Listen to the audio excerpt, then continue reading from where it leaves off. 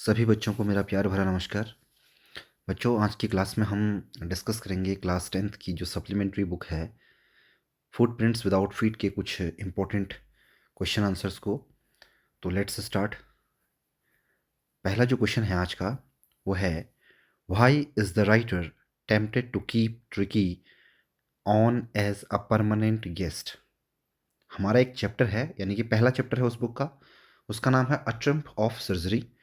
तो वहाँ से ये क्वेश्चन लिया गया है कि जो पाठ का लेखक है James Harriet, doctor James Harriet, जो कि एक वेटनरी सर्जन के तौर पे भी वहाँ पे एक कैरेक्टर के तौर पे वहाँ पे देखने को हमें मिलते हैं, तो वो क्यों ट्रिकी को एक परमानेंट गेस्ट की तरह अपने यहाँ ले ले जाने पर राजी हो जाते हैं, ये हमसे क्वेश्चन में पूछा जा रहा है।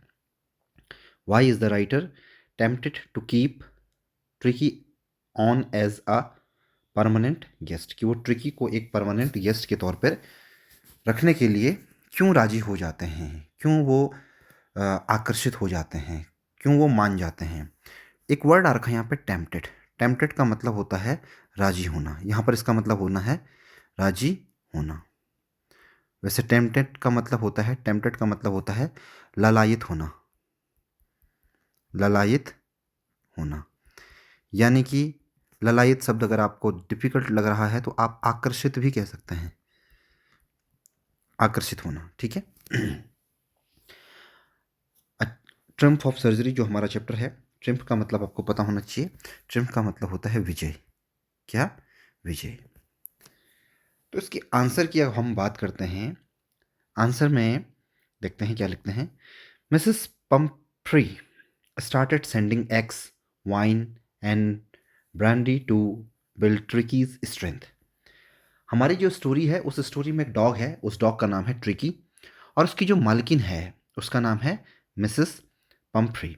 मिसेस पम्फ्री क्या करती है, जब डॉक्टर हेरियट उस कुत्ते को अपने घर में लेके जाते हैं, जो कि माल न्यूट्रिशन नाम की बीमारी से सफ़र कर रहा होता है, तो उसकी मालकिन उसके लिए अंडे भेजती है, वाइन भेजती है, ब्रांडी भेजती है, और यहाँ तक कि वो कोशिश करती है कि जो ट्रिकी है वो ताकतवर बना रहे, उसकी ताकत बरकरार रहे। स्ट्रेंथ का मतलब होता है ताकत, ठीक है। But nothing was given to tricky.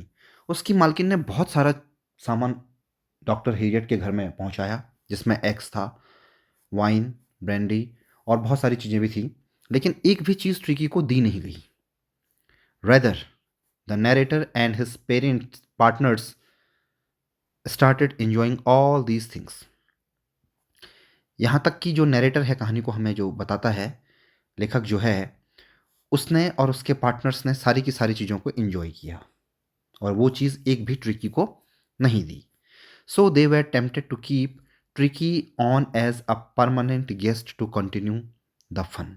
इसलिए वो चाहते थे कि ट्रिकी जो है एक परमानेंट गेस्ट के तौर पे उनके यहाँ रहे, ताकि ऐसा जो आनंद है वो लगातार जारी रहे, ऐसे मज़े उनके आते रहें, ठीक है। उनको खाने को सब चीज़ मिल रहा था, इवन उनको एग्स मिल रहे थे, वाइन मिल रही थी, ब्रांडी मिल रहा था, तो कुत्ते को तो वो दे नहीं रहे थे, तो वो खुद ही उस चीज़ को यूज़ कर रहे थे। तो इसलिए वो चाहते थे कि ट्रिकी क्या है, एज ए परमानेंट गेस्ट कुछ समय तक और रहे उनके यहाँ। आई होप आपकी समझ में क्वेश्चन का आंसर आ गया होगा, ठीक है। अब बढ़ते हैं क्वेश्चन नंबर 2 की तरफ, और क्वेश्चन नंबर 2 जो है वो लिया है एक चैप्टर है द मिडनाइट विजिटर।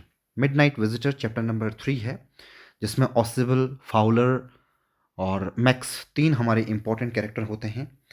तो चलते हैं क्वेश्चन की तरफ। क्वेश्चन है हमारा, why was Fowler disappointed on meeting ऑसिबल। Fowler एक राइटर है हमारी कहानी में, ऑसिबल एक सीक्रेट एजेंट है, मैक्स भी एक सीक्रेट एजेंट है। तो जब फाउलर ऑसिबल से मिलता है तो वो डिसअपॉइंटेड हो जाता है। डिसअपॉइंटेड का मतलब होता है निराश। वो निराश हो जाता है, नाराज हो जाता है। क्यों नाराज होता है ये हमको बताना है। The mid night visitor chapter से ये लिया गया है। आंसर की तरफ चलते हैं और आंसर में देखते हैं। आंसर में देखते हैं आप, Fowler was very curious to meet a detective like Ausable. जो फाउलर था वो बहुत ज़्यादा क्यूरियस हो गया। क्यूरियस का मतलब होता है जिज्ञासु। पहले डिसअपॉइंटेड का मतलब होता है निराश, या नाराज। और क्यूरियस, जो क्यूरियस वर्ड है आपका, इस क्यूरियस वर्ड का मतलब होता है जिज्ञासु। ठीक है, मतलब एक जानने की चेष्टा। क्यूरियस हम उसको कहते हैं जिसको जानने की चेष्टा बहुत ज़्यादा होती है, उसको बोलते हैं हम क्यूरियस। डिटेक्टिव लाइक ऑसिबल, ऑसिबल जैसे डिटेक्टिव, डिटेक्टिव का मतलब होता है जासूस, डिटेक्टिव। तो ऑसिबल जैसे जासूस के साथ या उससे मिलने पर, उससे मुलाकात करने पर जो फाउलर था, जो राइटर था, वो बहुत ज़्यादा जिज्ञासु हो जाता है। उसको लगता है कि नई नई चीज़ें अब सुनने को मिलेंगी और अब मेरे को नई नई चीज़ें लिखने को भी मिलेंगी। But he felt very disappointed to meet him for many reasons. लेकिन जब वो ऑसिबल से मिलता है, बातचीत करता है, तो धीरे धीरे वो बहुत ज़्यादा निराश हो जाता है, बहुत निराश और नाराज़गी वो फील करता है। उसके कई सारे कारण हैं। पहला कारण क्या है? First of all, he was extremely fat. पहला कारण तो ये है कि जो ऑसिबल है उसकी कद काठी छोटी है और वो आवश्यकता से अधिक मोटा है, एक्सट्रीमली फैट। दूसरा जो रीज़न है, secondly, he lived on the 6th and top floor of gloomy French hotel. वो 6वें फ्लोर पे रहता था, जो कि सबसे टॉप फ्लोर था एक फ्रेंच होटल का। ग्लूमी का मतलब ज़्यादा चमक दमक वाला कमरा भी नहीं था उसका, एक शांत सा, जिसमें ज़्यादा रौनक भी नहीं थी। It was not the setting for a romantic adventure, no aspect of his life style was thrilling and exciting.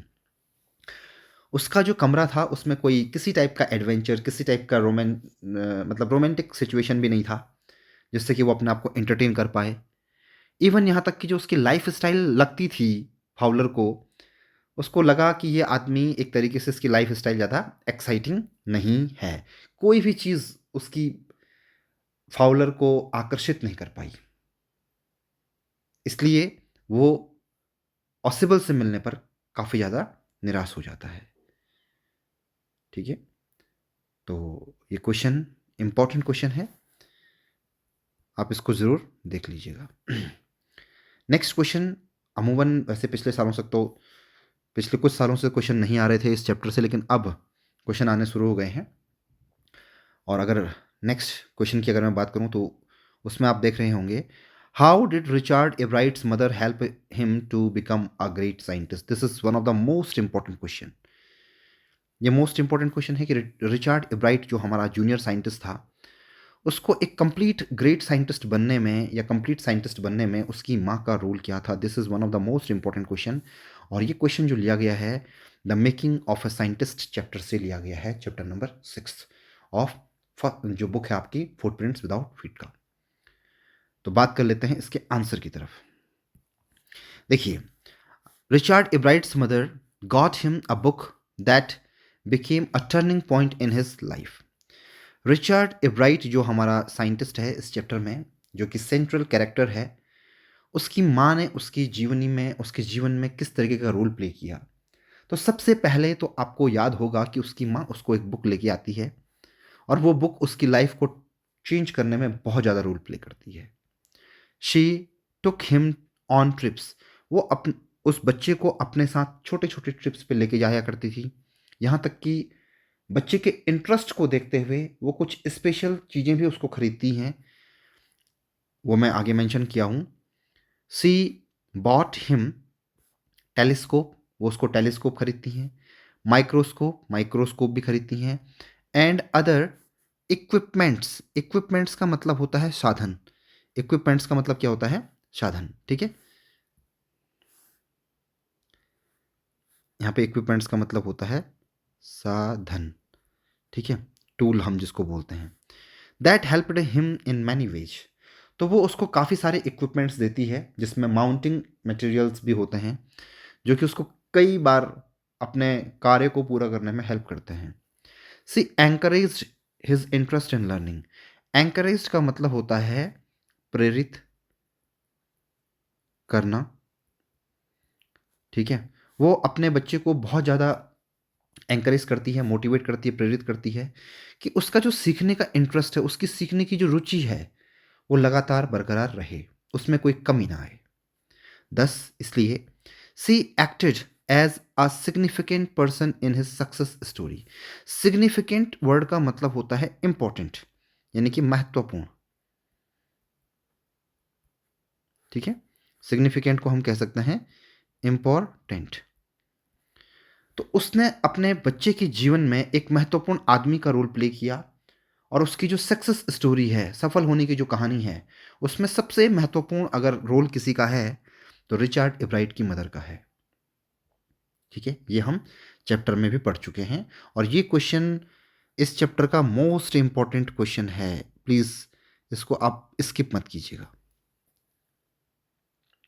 यहाँ पर जितने भी क्वेश्चन मैं डिस्कस कर रहा हूँ ऑल आर इंपॉर्टेंट, बट जो क्वेश्चन ज़्यादा इंपॉर्टेंट है उस पर मैं स्पेशल जोर भी दे रहा हूँ। So keep this things in your mind. Next question की तरफ चलते हैं, और नेक्स्ट क्वेश्चन है हमारा, जो कि चैप्टर भोली से लिया गया है। Why was Sulekha nicknamed Bholi? Sulekha जो हमारी कहानी की सेंट्रल कैरेक्टर है, उसका नाम भोली क्यों रखा गया था? उसको भोली कह करके लोग क्यों बुलाते थे? आंसर की तरफ चलते हैं। भोली जो हम कहानी में सुनते हैं, भोली जो है उसका जो रियल नेम है वो है Sulekha. Bholi's real name was Sulekha, but she was called भोली। भोली का वास्तविक नाम सुलेखा है, लेकिन उसको भोली कह करके बुलाया जाता है। She remained a backward child. Remained का मतलब होता है रही, रिमेन का मतलब होता है रहना, वो रही। अब बैकवर्ड चाइल्ड, बैकवर्ड का मतलब होता है पिछड़ा। बैकवर्ड का मतलब क्या होता है? पिछड़ा। ठीक है, तो वो एक पिछड़े हुए बच्चे की तरह रहती है। क्यों रहती है? उसके कुछ कारण हैं। Due to an injury in her head. उसके सिर में बचपन में एक चोट लग गई थी। इंजरी का मतलब चोट से है। उसको बचपन में एक चोट लग गई थी। Van C was 10 months old, जब वो सिर्फ 10 साल की थी तो उसके सिर पर चोट लग जाती है, जिससे वो थोड़ा सा दिमागी तौर पर सक्रिय नहीं हो पाती है ज़्यादा। एट द एज ऑफ 2, और जब वो 2 साल की थी, she had an attack of small pox. जब वो 2 साल की थी तो उसके शरीर पर स्मॉल पॉक्स नाम की बीमारी हो जाती है, विच left black marks all over हर बॉडी। और उस स्मॉल पॉक्स से उसके शरीर पर काले काले जो धब्बे होते हैं वो उसके पूरे शरीर पर रह जाते हैं, ऐसे मार्क्स उसके शरीर पर बन जाते हैं। सी स्टैमर्ड, इसके अलावा वो हकलाती भी थी। स्टैमर्ड का मतलब होता है हकलाती थी। व्हेन शी स्टार्टेड स्पीकिंग, जब उसने बोलने की शुरुआत करी तो वो हकलाना शुरू कर देती थी, वो बोल नहीं पाती थी। तो ये कुछ कारण हैं जिसकी वजह से वो बहुत शांत रहती थी, वो लोगों से ज़्यादा इंटरेक्ट नहीं करती थी। लोगों को लगता था कि ये लड़की बोल नहीं पाती है, तो ऐसी नेचर को देखते हुए उसके सब उसको भोली भोली कहते थे, जिसका मतलब बहुत सिंपल सी लड़की होता है। आई होप आपकी समझ में इसका आंसर आया होगा। आगे बढ़ते हैं और नेक्स्ट क्वेश्चन पर चलते हैं। नेक्स्ट क्वेश्चन है a triumph of surgery, chapter से ही ये लिया गया क्वेश्चन है। Why did Miss Pumphrey make a frantic call to Mr Herriot? Mr James Herriot इस कहानी में एक वेटनरी सर्जन के तौर पे देखने को मिलते हैं। मिस पम्फ्री एक फ्रेंटिक कॉल करती है, मतलब एक एक अचानक से जल्दबाजी में की हुई कॉल। ठीक है, वो क्यों डॉक्टर हेरियट को बुलाती है? आंसर की तरफ चलते हैं। Miss Pomfrey loved her pet dog tricky very much. Miss Pomfrey जो है वो अपने पालतू कुत्ते जिसका नाम ट्रिकी है उसको बहुत ज़्यादा प्यार करती थी। She was more concerned towards giving him a comfortable life. Concern का मतलब होता है, मतलब कंसर्न का मतलब होता है ध्यान केंद्रित, ध्यान केंद्रित।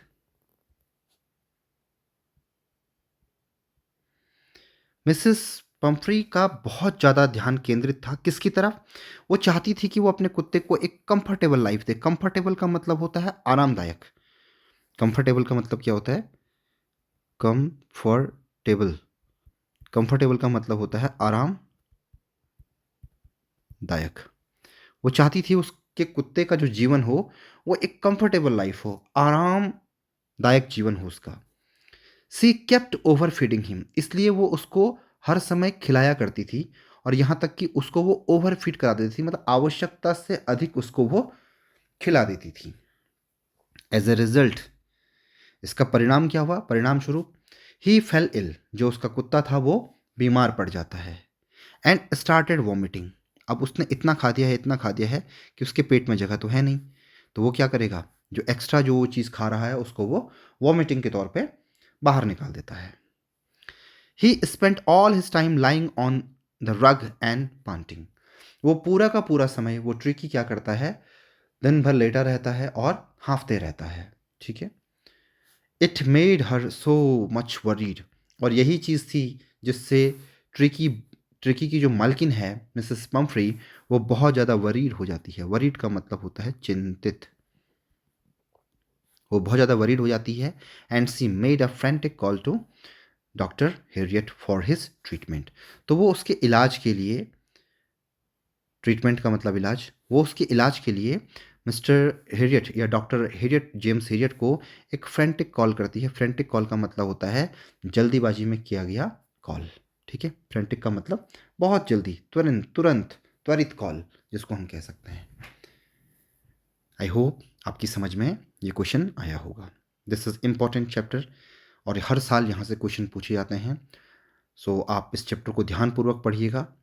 Role of Tricki, role of James Herriot, Mrs Pumphrey का क्या रोल था ट्रिकी को बीमार कराने में, डॉक्टर हेरियट का क्या रोल था ट्रिकी को ठीक कराने में। दो क्वेश्चन बहुत इंपॉर्टेंट यहाँ से बनते हैं, and please go through this. Next question की तरफ चलते हैं। नेक्स्ट क्वेश्चन है हमारा a question of trust chapter से। What do you think is the meaning of the phrase honour among thieves?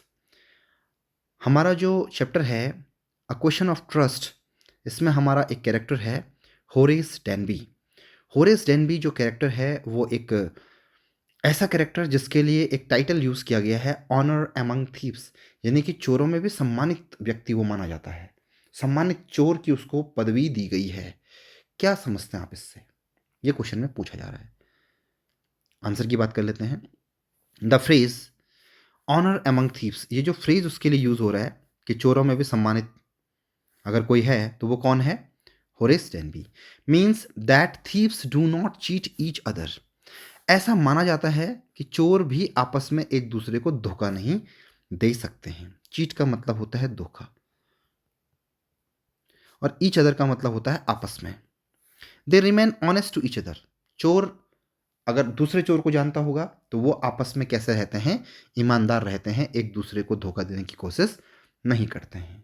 लेकिन हमारी जो स्टोरी है अ क्वेश्चन ऑफ ट्रस्ट, यहाँ पर सिचुएशन बिल्कुल अलग होती है। But the story shows that Horace is befooled and trapped by another thief. हमारी कहानी का जो हीरो है होरेस डेनबी, उसको बेफोल्ड किया गया। बेफोल्ड का मतलब होता है बेवकूफ, उसको बेवकूफ बनाया गया। ठीक है। और ट्रैप्ड बाय अनदर थीफ, और उसको अपने जाल में फंसाया गया। ट्रैप का मतलब होता है जाल में फंसाना, जाल में फंसाना। तो उसको जाल में फंसाती है वो महिला जो रेड साड़ी में होती है, जो कि यहाँ पे अनदर थीफ के तौर पे हमें देखने को मिलती है। सी इज पुट बिहाइंड बार्स, और यहाँ तक कि होरेस डेनबी जो कि एक बहुत शातिर चोर था, उससे भी शातिर चोर के तौर पे वो महिला सामने आती है और वो होरेस डेनबी को बिहाइंड द बार्स यानी कि जेल की हवा खिला देती है। वो होरेस डेनबी को जेल तक पहुंचा देती है for a crime which he has not committed for himself, वो भी उस क्राइम के लिए, उस अपराध के लिए जो कि होरेस डेनबी ने खुद के लिए नहीं किया है। होरेस डेनबी ने उसके गहने जो वहाँ से तिजोरी से निकालने में उसकी हेल्प की थी, तो वो एज ए हेल्प के तौर पे की थी, किसी चोरी के तौर पे नहीं की थी। लेकिन वो हेल्प एक क्राइम बन जाता है और क्राइम करने वाले को हमेशा जेल की सज़ा होती है। इसीलिए हमारे जो होरेस डेनबी साहब हैं ये भी जेल की हवा खाने जेल में चले जाते हैं। सो ही गेट्स एंग्री, और इस बात को देख करके होरेस डेनबी बड़ा गुस्सा हो जाता है, एंग्री हो जाता है। ठीक है, बड़ा गुस्सा आता है उसको। When anyone talks of honour among thieves. जब भी कहीं पर चोरों के बीच में अगर सम्मान की बात आती है तो वहाँ पर होरेस डेनबी नाम के व्यक्ति को, जो कि हमारी कहानी का सेंट्रल कैरेक्टर है, उसको बहुत ज़्यादा आघात पहुँचता है। ठीक है, तो ये कुछ इस टाइप का आंसर था, मैंने आपको समझाया। आई होप कि आपकी समझ में क्वेश्चन अच्छे से आया होगा। This is one of the again important chapter, और इम्पॉर्टेंट चैप्टर है तो प्लीज़ आप इसको स्किप मत कीजिएगा, पढ़ के ज़रूर जाइएगा। बात करते हैं नेक्स्ट क्वेश्चन की तरफ।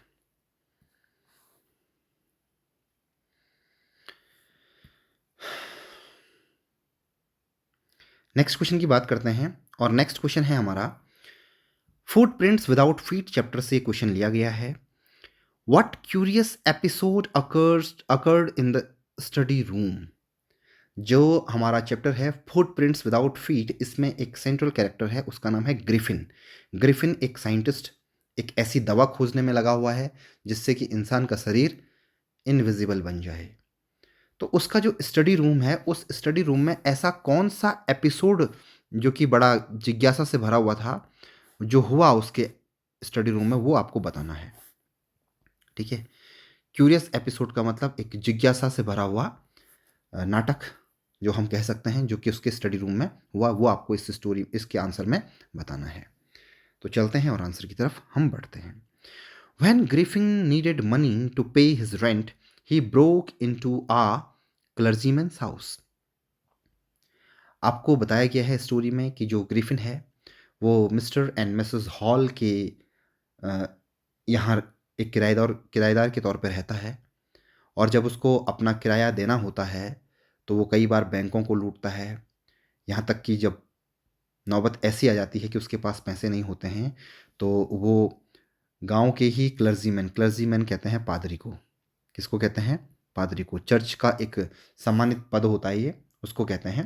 तो चर्च में जो लोग बड़ी पोस्ट पे होते हैं, पादरी के तौर पे होते हैं, जिसको हम प्रीस्ट कहते हैं आमतौर पे, क्लर्जीमैन भी उसी टाइप का एक रैंक होता है। तो वो सुबह सुबह जाता है और क्लर्जीमैन के घर में चोरी करके आता है।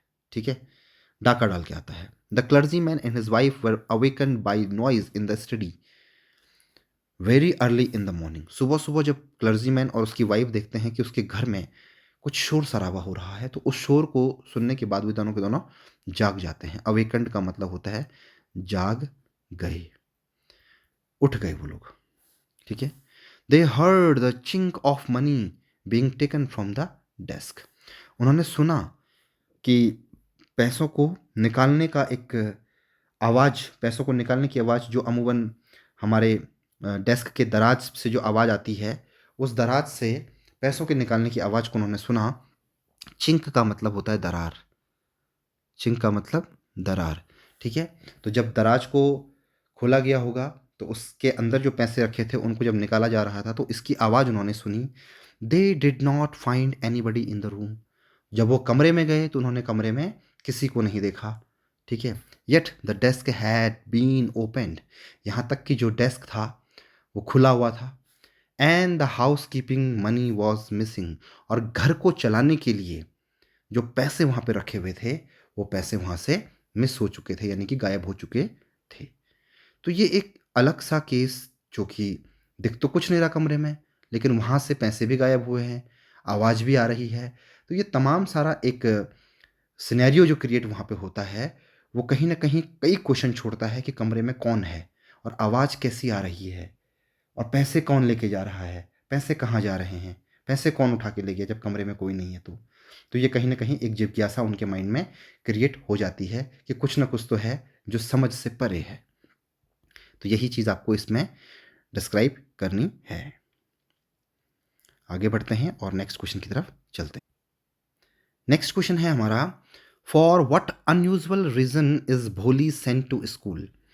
क्या ऐसे कारण हैं जिसकी वजह से भोली को स्कूल भेजा गया। यूजुअल का मतलब होता है सामान्य, अनयूजुअल का मतलब होता है असामान्य। ठीक है, तो ऐसे क्या रीजंस रहे हैं जिससे कि भोली को स्कूल भेजा गया। आंसर की तरफ चलते हैं। भोली is neither intelligent nor beautiful. ये तो कहानी में स्पष्ट दिखता है कि भोली जो है, ना तो वो दिखने में सुंदर है और ना वो एक बुद्धिमान लड़की है। She is completely ignored bye her family members. खास तौर पे उसके पेरेंट्स के द्वारा, इवन उसकी बहनों के द्वारा भी भोली को पूरी तरीके से इग्नोर किया जाता है। इग्नोर का मतलब होता है अवहेलना करना या अनदेखा करना। अनदेखा करना, ठीक है। तो भोली को पूरी तरीके से अनदेखा किया जाता है। कंप्लीटली का मतलब होता है पूरी तरीके से। उसके परिवार के सदस्यों के द्वारा भोली को पूरी तरीके से अनदेखा किया जाता है, क्योंकि ना तो वो दिखने में सुंदर है और ना वो दिमाग से बुद्धिमान है। But she is chosen to be sent to school, लेकिन फिर भी उसको स्कूल जाने के लिए चुना जाता है। द रीजन वॉज दैट, इसका सबसे बड़ा कारण यह है, the tehsildar had asked Ramlal to send his daughter to school to set an example for the villagers. इसका सबसे प्रमुख कारण ये है कि जब उसके गांव में एक विद्यालय खुला और उस विद्यालय के उद्घाटन के लिए तहसीलदार साहब जब आए, तो तहसीलदार साहब ने सबसे पहले उसके पिता रामलाल को बोला कि आपको अपनी लड़की का एडमिशन सबसे पहले कराना चाहिए, ताकि गांव के लोगों के सामने एक एग्जाम्पल सेट हो सके और गांव के जो लोग हैं वो अपने बच्चों को स्कूल भेजने में आगे आएं। So Bholi is sent to school to follow the order of tehsildar. तो भोली को इस वजह से स्कूल भेजा गया ताकि तहसीलदार साहब का जो आदेश था रामलाल के लिए उसको पूरा किया जा सके, उसको फॉलो किया जा सके। फॉलो करने का मतलब होता है अनुसरण करना। अनुसरण करना, ये शायद आपकी समझ में नहीं आ रहा होगा, तो इसको आप सिंपली कह सकते हैं मानना, ठीक है। उनके आदेश को माने, इसलिए उसने रामलाल ने डिसाइड किया कि वो अपनी बेटी को स्कूल भेजेगा, ठीक है। विलेजर्स का मतलब होता है गांववासी।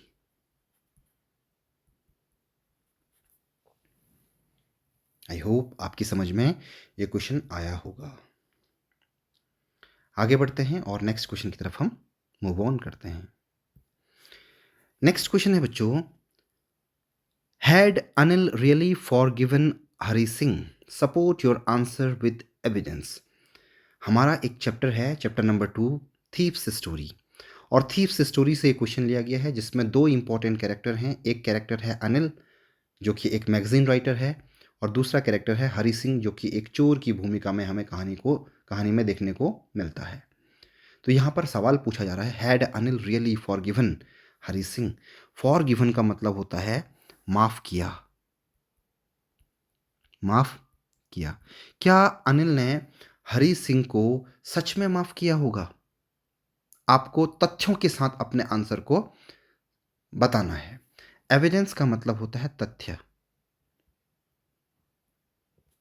ठीक है। तो आपको पूरे सबूतों के साथ, तथ्य या सबूत हम कह सकते हैं, आपको सबूत के साथ बताना है। आंसर की तरफ चलते हैं। Yes, Anil had forgiven Hari Singh. कहानी को जब हम पढ़ते हैं तो उसमें हमें पूरी तरीके से ये चीज़ पता चलती है कि अनिल ने हरी सिंह को माफ़ किया था, माफ़ कर दिया था। इट इज़ एविडेंट, ये बिल्कुल सत्य है। Because Anil made tea and gave a 50 rupee note to Hari. Anil ने उस सुबह, जिस रात को हरी सिंह कुछ पैसे चुरा करके भागने की कोशिश करता है, लेकिन रात को जब उसकी ट्रेन मिस हो जाती है तो वो बारिश में भीगता है और उसके बाद वो रात को ही वापस लौट जाता है। तो जब वो सुबह उठता है तो देखता है कि अनिल उसके लिए चाय बना करके लेके आता है, और यहाँ तक कि उसको वो 50 रुपये का नोट भी देता है। ही टोल्ड हरी सिंह, वो हरी सिंह को बोलता है, he would now be paid regularly, कि वो हरी सिंह को अब नियमित तौर पर पैसे देगा। रेगुलरली का मतलब होता है नियमित तौर पर, नियमित तौर पर, कि वो रेगुलरली का मतलब कुछ अंतराल के बाद, एक फिक्स टाइम के बाद उसको वो पैसा देता रहेगा। हरी सिंह वॉज अवेयर, हरी सिंह इस बात को जानता था, that Anil knew about the theft. Hari Singh को यह आभास हो चुका था कि अनिल को चोरी के बारे में पता चल चुका है, इसीलिए वो उसको कुछ पैसे दे रहा है। But he didn't say anything, लेकिन हरी सिंह इस बात पर अपना मुंह बिल्कुल नहीं खोलता है, वो चुपचाप शांत रहता है, ठीक है। तो ये चैप्टर है, इस चैप्टर में 2 कैरेक्टर हैं, अनिल और हरि सिंह। दोनों के कैरेक्टर को भी आप पढ़ लीजिएगा क्योंकि इम्पोर्टेंट हैं दोनों के दोनों कैरेक्टर। एग्ज़ाम में आने के बहुत ज़्यादा चांसेस हैं और इस टाइप के क्वेश्चंस के आने के भी चांसेस बहुत ज़्यादा हैं क्योंकि इसमें आपकी वैल्यू बेस्ड थिंकिंग को वो चेक करने की कोशिश कर सकते हैं। So this is again an important question, please don't skip. अब आगे बढ़ते हैं और नेक्स्ट क्वेश्चन पे हम मूव ऑन करते हैं। नेक्स्ट क्वेश्चन है हमारा, why did Mrs hall believe that the house was haunted. जो चैप्टर है हमारा फुटप्रिंट्स विदाउट फीट, उसमें जो हमारा इम्पोर्टेंट कैरेक्टर है ग्रिफिन, जो कि एक साइंटिस्ट भी है और वो मिस्टर एंड मिसेस हॉल के यहाँ किराए पर रहता है। तो क्वेश्चन उसी बात से जुड़ा हुआ है, why did Mrs hall believe that the house was haunted. ऐसा क्यों लगता है मिसेस हॉल को, क्यों उनको ऐसा आभास होता है कि उनका जो घर है वो डरावना घर बन चुका है। हॉन्टेड का मतलब होता है डरावना। आंसर की बात करते हैं। One day mister and Mrs hall peeped into Griffin's room. एक दिन क्या होता है कि मिस्टर हॉल और मिसेस हॉल दोनों ही पति पत्नी ग्रिफिन के कमरे में झांकते हैं। पीप का मतलब होता है झांकना। तो दोनों ने झांक करके देखा, they found nobody there. तो उन्होंने देखा कि उस कमरे के अंदर कोई भी नहीं है। सडनली, अचानक से, Mrs hall heard a sniff close to her ear. अचानक से मिसेस हॉल सुनती है कि उसके कान के पास में कुछ आवाज आ रही है। The hat left up. जो हैट थी, जो गोल टोपी होती है उसको हैट कहा जाता है, जो गोल टोपी थी वो ऊपर उछलती है। And dashed itself into her face. और अचानक से वो टोपी उछलती हुई उसके चेहरे पे आती है। Then the bedroom chairs sprang into the air. और एकाएक जो उस कमरे के अंदर कुर्सियां हैं वो भी उसकी तरफ उछलती हुई, उड़ती हुई आती हैं हवा में। And pushed them both out of the room. और वो कुर्सियां इतनी तेजी से आती हैं उनकी तरफ मानो कोई धकेल रहा हो उन कुर्सियों को, और ये जताने का प्रयास किया जा रहा है कि दोनों के दोनों उस कमरे से बाहर जाएं, उस कमरे में झांकने की कोशिश न करें। These things made her believe that her room was haunted. और कमरे में जब कोई नहीं है तो ये तमाम सारी चीजें कैसे हो रही हैं। एकाएक टोपी का उछलना, कुर्सियों का बाहर की तरफ आना, वो भी हवा में, तो ये सब कुछ कैसे हो रहा है। तो इन तमाम सारी चीज़ों को देखते हुए उसको लगता है कि कहीं ना कहीं उसका जो कमरा है वो क्या बन चुका है, एक डर का अड्डा बन चुका है। और कमरे में झांकने में, कमरे में जाने में उसको बहुत ज़्यादा डर लगता है। ठीक है, हॉन्टेड का मतलब होता है जो भूत प्रेत से संबंधित चीज़ें होती हैं, जहाँ भूत प्रेत वाली जगह होती है उसको बोलते हैं हॉन्टेड एरिया। ठीक है, आई होप आपकी समझ में ये क्वेश्चन आ गया होगा। तो आज की क्लास में सिर्फ 10 क्वेश्चंस को डिस्कस किया जो मोस्ट इंपॉर्टेंट थे। अब तक आपको 50 क्वेश्चंस मिल चुके हैं और आप इन 50 क्वेश्चंस को बहुत अच्छे से प्रैक्टिस कीजिए ताकि जब आप एग्ज़ाम में बैठें तो आपको किसी भी क्वेश्चन को समझने में, किसी भी आंसर को लिखने में किसी भी टाइप की दिक्कत का सामना ना करना पड़े। और अगली जो क्लास होगी उसमें हम कुछ इंपॉर्टेंट क्वेश्चंस इसी बुक से लेंगे। तब तक के लिए आपका बहुत बहुत धन्यवाद।